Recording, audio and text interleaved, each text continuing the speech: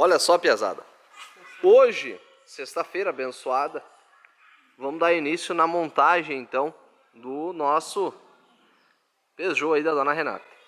Bom, tá aqui alguma das peças, né? Explicar para vocês, para ficar tudo muito bem explicado e tudo muito transparente, tudo aquilo que está sendo aplicado e tudo aquilo que está sendo feito no carro aqui da nossa cliente. Tudo que foi escolhido para poder montar no carro aqui da dona Renata foi a melhor opção possível, visando questão custo-benefício. A gente optou em colocar algumas marcas, inclusive, que são originais, outras não, e que por aí vai. Então tudo que está sendo aplicado aqui é de acordo com a visão custo-benefício dentro da nossa experiência. E vale lembrar aqui que o nosso trabalho tem garantia de 1 ano, ok? Então vamos mostrar para vocês tudo que está sendo aplicado e que fique de registro aí caso venha a ser preciso futuramente. Vamos lá. Admissão tá limpa, né? Jogo de junta aqui, ó, de admissão e da carcaça da válvula termostática sendo aplicado pela Bastos. Junta do coletor de escape ao catalisador e junta de coletor de escape principal ao coletor de escapamento pela Elrig. Junta de cabeçote sendo aplicado junta de chapa pela Elrig. Anéis de vedação da admissão também sendo aplicado pela Elrig. Junta da tampa de válvula também original Elrig. E os parafusos do cabeçote também original aplicado aqui pela Elrig, tá bom? Elrig, no caso desse motor, é a fabricante, tá? Que fornece para a montadora. Correia dentada e tensionador sendo aplicado pela Gates, que também é uma das fabricantes originais. Óleo pela FUC. Aditivo aí pela Visconde. Água desmineralizada, né? Graxa, caso a gente precise fazer lubrificação. Selante anaeróbico, silicone. As velas vão ser reaproveitadas. Correia de acessório pela Continental. Filtro de ar pela Vega, refil do filtro de óleo pela Vega e descarbonizante, limpa contato, silicone que eventualmente vai precisar nessa montagem, né? Aqui as peças, né? Cabeçote que foi para retífica, foi feito uma geral, trocado vedador, guia de válvula e trocado as 8 válvulas que tinha empenado, feito uma limpeza na descarbonização nos dutos de admissão e escape e também feito uma plana, né? Os bicos injetor já estão limpos e é isso aí, gurizada, alguma das peças, né? Alguma das marcas. Sobre o óleo, né? FUC, para quem não conhece, gurizada, é uma excelente marca. Se não me falha a memória, é o óleo original da Mercedes e BMW. Beleza? Não denigrindo as outras marcas, tá, gurizada? Só que a gente sempre opta naquela questão custo-benefício do momento. A melhor peça com o menor preço que a gente consegue achar na região é aquela que a gente compra. Analisando sempre a nossa realidade. E para você, colega mecânico que talvez nos acompanha, lembre-se que talvez a nossa realidade aqui não seja a mesma sua aí no outro canto do país, né? Enfim, nós estamos aqui na região sul e que por aí vai. Então muitas peças que aqui a gente acha, talvez aí você não acha, ou do contrário, né? Muitas peças aí você acha e nós aqui não achamos. Beleza? Então, respeito a todo mundo e muita transparência em tudo aquilo que está sendo aplicado, deixando bem esclarecido as marcas e os componentes aí que vão ser colocados no carro da nossa cliente, né? E a transparência sempre aí é o segredo aí do sucesso. Beleza, gurizada? Então, vamos dar sequência, ó. O cabeçote, desculpa, que o bloco a gente não tinha limpado, porém só foi lubrificado com óleo e desengripante quando a gente fez a remoção para evitar que ficasse oxidando, tá bom? Então agora no momento da montagem a gente lubrifica a gente joga uma nova camada de lubrificante para vir soltando e vai ser feita a limpeza para daí sim a gente poder fazer a montagem e colocar essa máquina para rodar de novo e trazer a alegria aí para a dona. Beleza, gurizada? Vamos dar sequência nessa manutenção. Tá aí, gurizada, tudo limpo. Aqui também a parte onde vai ficar trabalhando, né? O tensionador e a correia dentada, né? Que é a polia do vira, a bolia da bomba d'água, né? E lá em cima então a gente vai apoiar o cabeçote logo na sequência. E eu já mostro para vocês como ficou a limpeza lá por cima também. Bom, tá aqui o resultado. Em outros episódios a gente já falou sobre esse procedimento, mas para você talvez que está vendo a primeira vez algum vídeo do canal, vou explicar. Esses cachimbos aqui estão parafusados nesses 3 pontos para poder ficar apoiando, porque eu precisaria movimentar os pistão para cima e para baixo, girando lá embaixo vira brequim, então o pistão sobe e desce, né? E esse movimento pode fazer com que a camisa ela saia do seu alojamento. Então essas peças aqui, esse círculo aqui ao redor do pistão, aqui é o pistão, e esse círculo aqui ao redor do pistão, nesse bloco em específico, ele desencaixa, ele sai fora.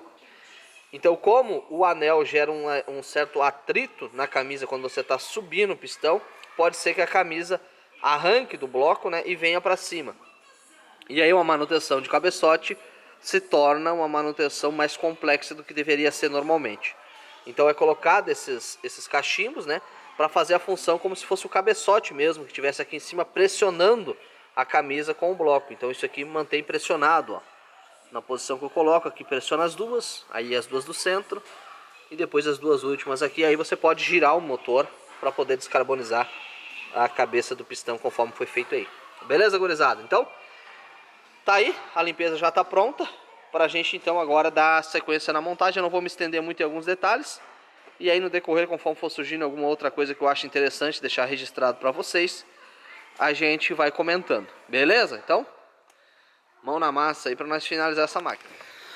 Antes de eu continuar com a montagem, agora que está limpa a cabeça do pistão, fica mais fácil, né, de visualizar onde houve o choque, né, das válvulas ali com o pistão. Vocês podem ver, ó, aqui tá amassado, ali também, né, ó, em todos os pistões a gente tem marca no mesmo local, né, onde de fato bateu a válvula. Bom, gurizada, tá meio escuro aí que eu desliguei as luzes, que agora eu vou fazer uma pausa aí, mas vocês já viram que deu uma adiantada boa, né? Ó, correia dentada já montada, admissão, coletor de escape. Agora nesse momento eu tô fazendo aí a regulagem, né, das válvulas, pra gente fechar a tampa do motor, abastecer com óleo, que por aí vai. E cara, cale fogo na máquina aí pra poder fazer o teste. E é isso aí. Agora vamos tomar aquele café pra matar o que tá matando, pra nós poder dar sequência aí na manutenção. Gurizada, bem na hora que eu ia desligar a câmera, a Alexandra ligou a luz aqui, né? Então, vamos aproveitar esse momento para vocês enxergar alguma coisa aí, né? Que vocês estão tudo meio coisado, né? Vocês nem reclamam, vocês não falam nada, que tá meio escuro e que por aí vai. Mas é isso aí. Não tá morto quem peleia. Gurizada, olha só quem é que ficou pronto, gurizada. Aí, ó, sendo entregue, né? No padrão de entrega Kartec 1, né? Olha só. Limpeza do arrefecimento naquele padrão que você já conhece, aditivado certinho. Tá um pouquinho, gurizada, acima do nível, tá? E a gente sempre deixa um pouquinho acima, porque depois ele vai baixar quando tiver em funcionamento, é normal, e aí fica tudo tranquilo, ok? Então o carro tá basicamente pronto aí já para ser entregue. A gente só tá naquela fase mesmo assim, ó, dos acabamentos, né? Eu chamo a atenção de vocês que nos acompanham para os muitos dos detalhes aí do nosso trabalho, tá bom? Então, o carro tá aí, sendo entregue no padrão de entrega Kartec. A gente rodou com o carro, rodei com esse carro aproximadamente uns 5 km para fazer todos os testes antes de entregar aí para a dona do carro, para que tenha total segurança em tudo aquilo que foi feito no carro dela, tá bom, gurizada? Uma pergunta que muitos de vocês perguntam no vídeo, principalmente quando a gente coloca vídeo, né, de manutenções em carros assim um pouco mais complexas, né, como desse carro, e entre outros também que a gente posta aí desvendando e resolvendo problemas, né? O pessoal pergunta muito sobre os valores. E gurizada, a questão de preço é uma coisa muito complicada. Eu queria que você chegou até aqui, que escutasse o meu vídeo até o final e depois até desse a sua opinião. Eu queria ouvir o que você pensa, enfim, e que por aí vai. Mas vamos lá. A questão de valor, gurizada, ela é um detalhe muito complicado de você falar o valor no vídeo, porque nem todo aquilo, porque o valor é uma coisa muito complicada de ser percebida pela outra pessoa, né? Então a maioria das pessoas sempre vai achar caro o que foi passado, por mais que seja passado um valor justo ou não, né? Então, talvez se eu passar que foi R$1, a pessoa acha caro, e se eu falar que foi R$100, ela também acha caro. Depende da situação de entendimento de cada pessoa sobre aquele assunto. É diferente, por exemplo, se eu perguntar para vocês quanto que é 1 litro de Coca-Cola. É de conhecimento geral de todos vocês, de sul a leste desse país, o quanto em média custa 1 litro de Coca-Cola, né? Porque todos sabem do princípio que o litro de Coca-Cola vai estar lá e não vai ter nada que altere ali a sua composição, o seu formato, que justifique um valor abaixo ou acima. Então vai estar dentro da média do preço de mercado. Porém, um serviço mecânico, como foi feito aqui, envolve muitos detalhes que fazem a precificação ficar meio complicada de eu falar para você. Então é complicado você passar um valor, e esse valor vai ser julgado muitas vezes por pessoas que não entendem, não tem uma referência do que de fato foi feito. E pasmem, muitas das pessoas que muitas vezes não têm a referência para poder julgar não são nem muitas vezes o dono do carro. Muitas vezes são até colegas de profissão, mecânicos às vezes. Enfim. Eu vou citar um exemplo desse carro. Esse carro desenvolveu um problema, arrebentou a correia dentada. A cliente tinha trocado a correia dentada 10 mil quilômetros antes. Esse carro foi trocado a correia dentada na revendedora onde ela comprou o carro. De fato foi trocada a correia, porém não trocaram o tensionador. 10 mil km após ela comprar o carro, por volta de 7 meses após ela comprar o carro, correia dentada arrebenta os dentes da correia, porque não foi trocado o tensionador. Aí a pergunta que fica, quanto que sai para trocar a correia dentada na Cartec, no padrão Cartec, ou na oficina que a revendedora levou, que cobrou correia e tensor e não trocou o tensionador? Vocês estão entendendo? Então, muitas vezes a oficina que cobra um tensionador e não instala, a mão de obra dela é um pouquinho menor porque ela já está ganhando em coisas que ela colocou, que ela está cobrando, mas não colocou. Como na Cartec a gente cobra e de fato coloca as peças, né?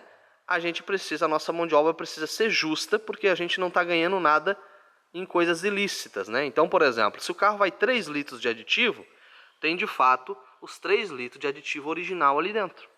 Então a nossa mão de obra tem que ser justa, porque a gente não está ganhando outra coisa em outro ponto para poder compensar uma mão de obra baixa e por aí vai. Tá? Então, esse é um dos exemplos que eu estou citando, mas existem muitas e outras formas, enfim, é um assunto muito amplo. De fato, para você entender, é muito complicado, né? E fora o abismo de diferença também de preço de peças e que por aí vai, tá? Então, são muitos dos detalhes. Então, eu vou narrar para vocês assim uma outra situação. Esse carro, quando a gente foi verificar na casa da cliente, eu demorei um certo tempo para poder ir na casa dela ver o carro e ver o que tinha acontecido, né? O carro que foi em BR, foi rebocado de guincho até a casa dela.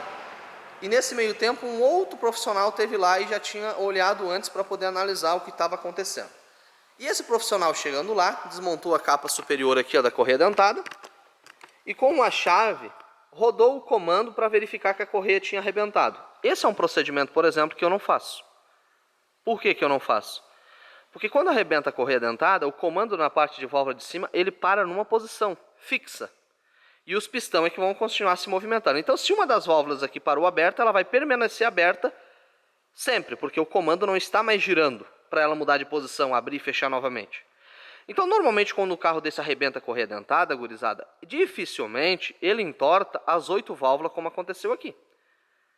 Então, eu não estou dizendo que o mecânico, pelo simples fato de ter rodado o comando de válvula, ou seja, tirado o comando de válvula fora da posição que estava, fez esse motor empenar todas as válvulas do cabeçote.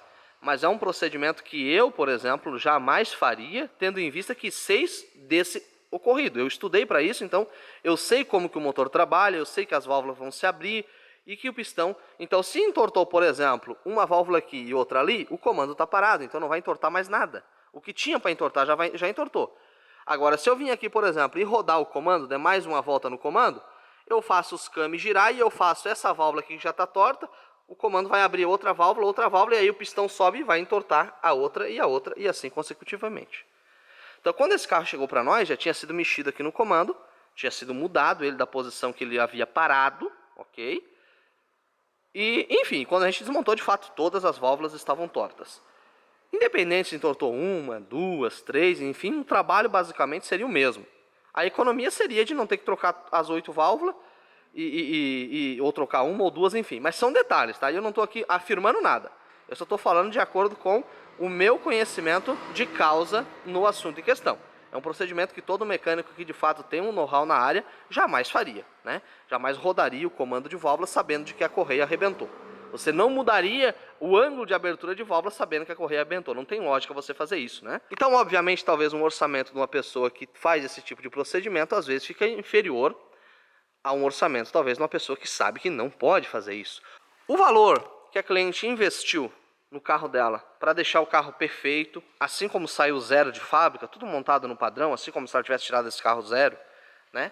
O valor que ela investiu aqui, eu tenho um carro aqui na oficina, por exemplo, que foi feito o motor, no caso. E aqui a gente fez o cabeçote, foi feito o cabeçote. Então preste atenção no padrão de entrega de um carro que a gente faz o cabeçote, ok?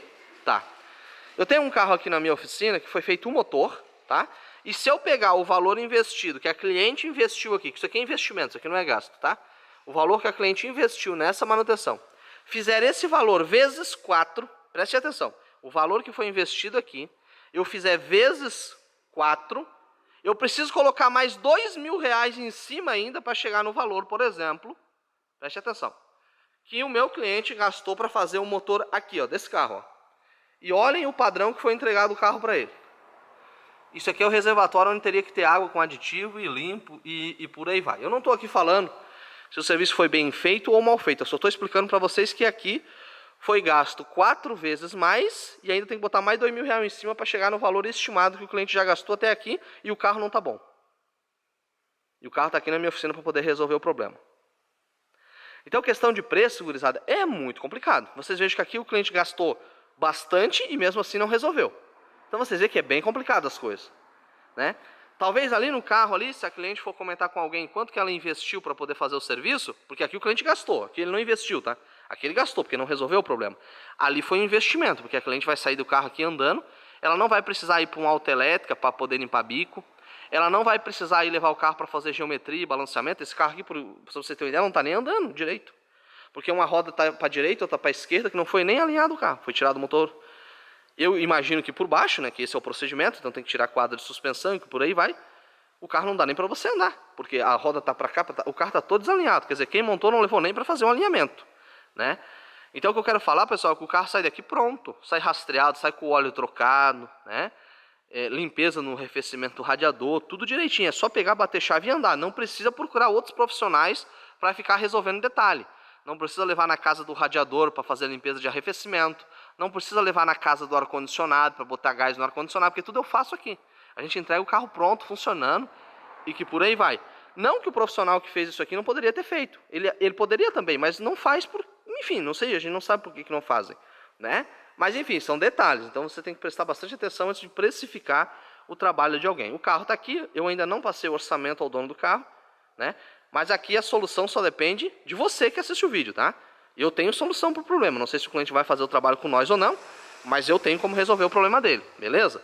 E vai sair daqui andando, alinhado o carro, não vai precisar levar em casa de radiador para fazer limpeza de arrefecimento, não vai precisar levar em casa de injeção eletrônica para regular a injeção, não vai precisar levar no mecânico para conferir o ponto, vai ser tudo resolvido aqui dentro da oficina, o carro sai andando, tá bom? Tem um outro carro aqui, ó, esse motor aqui, ó, tá aberto.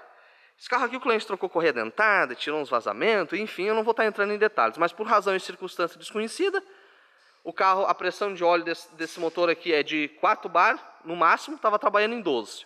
Ou seja, estourou tudo quanto é vedação, estou tendo que abrir o motor para descobrir por qual motivo a pressão de óleo está tão alta. A pergunta que fica é, esse carro foi trocado numa correia dentada, um exemplo assim. Vamos supor, você liga para cá, ô Carlos, quanto é que é para trocar uma correia dentada do carro tal? Aí eu passo o valor. Talvez você às vezes vai julgar, nossa, mas lá no fulano é um pouquinho menos, enfim. Você tem que entender, gurizada, que é o seguinte, às vezes o fulano que troca a correia dentada um pouquinho menos, se ele desenvolver um problema no teu carro, ele não consegue resolver, você vai ter que levar o teu carro para outra oficina. Como é o caso aqui, eu troco a correia dentada desse motor, mas eu também consigo abrir o motor e fazer o motor, caso seja preciso, um exemplo assim. Então existe bastante diferença, vocês têm que se atentar. Não estou aqui generalizando, nem falando bem, nem mal. Só estou mostrando para vocês a realidade do campo de oficina, tá bom? Então é isso, né? Enfim, então tem bastante detalhe, enfim, e o pessoal tem que observar bastante essas coisas, tá? Eu vou citar outros exemplos, ó. Esse aqui, ó. Scenic também, ó. Um carro com o mesmo motor daquele ali, né? Foi trocado correia dentada, depois que trocou correia dentada começou a dar problema aqui, ali, daí deu problema no câmbio também, daí foi limpado o radiador, daí vazou lá, enfim. Resumindo, o cliente aqui achou mais fácil vender o carro, porque já não aguentava mais o desgosto de tanto se incomodar após começar a fazer manutenção. Então são bastante detalhes bem complicados. Você tem que se atentar bastante, gurizada, nessas questões, tá bom? Aqui é a gana Scenic do motor, enfim, a gente está desmontando para poder resolver, né? Aqui eu tenho uma Blazer, olha só que coisa interessante. O pessoal pergunta para mim, quanto que é para fazer um motor de arranque, Carlos? Aí a gente dá o valor. Nossa, mas lá, às vezes, na elétrica do fulano é tanto, enfim. Vou contar a história dessa Blazer para vocês. Foi trocado o arranque 2 ou 3 vezes, né? Enfim, montaram com a peça errada no arranque e quebrou o bloco da caminhoneta. Agora a caminhoneta está aqui, para poder a gente soldar o bloco, por aí vai, enfim, né? A pergunta que fica é, eu faço o arranque dela. Né? Tenho conhecimento para isso, enfim, a gente está sempre buscando. O que a gente não sabe, a gente vai aprendendo e por aí vai, né? Eu não sei nada, na verdade, né? Mas eu me comprometo em resolver os problemas. A caminhoneta está aqui. E aí agora? O mesmo pessoal que botou o defeito não consegue resolver mais. Então a caminhoneta teve que vir para cá, que eu sou um eletricista, faço o arranque e vou ter que resolver o que foi feito aqui. Quebrar o bloco do motor. Então, por exemplo, assim, se eu falo para o cliente que a minha mão de obra fazer um arranque de uma caminhoneta dessa aqui, por exemplo, eu vou dar um exemplo. É R$500 um exemplo. Nossa, mas é muito caro. Só que eu não vou quebrar o bloco do teu motor. Eu não vou ter que fazer você gastar 15, 20, 30 mil. Eu não vou fazer você dar PT no teu carro fazendo um arranque, porque eu sei o que eu estou fazendo. Talvez o fato de eu cobrar um valor X é porque eu tenho noção do que pode acontecer se eu fizer o Y. Só que às vezes existem pessoas, pessoal, que infelizmente trabalham na área e não têm domínio de estudo sobre a questão dos motores. Quanto que é para trocar uma embreagem de uma Blazer, por exemplo? Depende. Olha só, a embreagem desse carro foi trocada. Não tem nada a ver com arranque. Depende.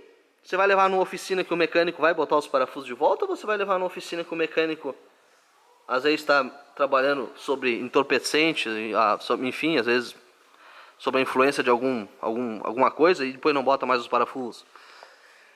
Então assim, gurizada, é muito dos detalhes. Então falar sobre preço é muito complicado, porque tem várias variantes, né?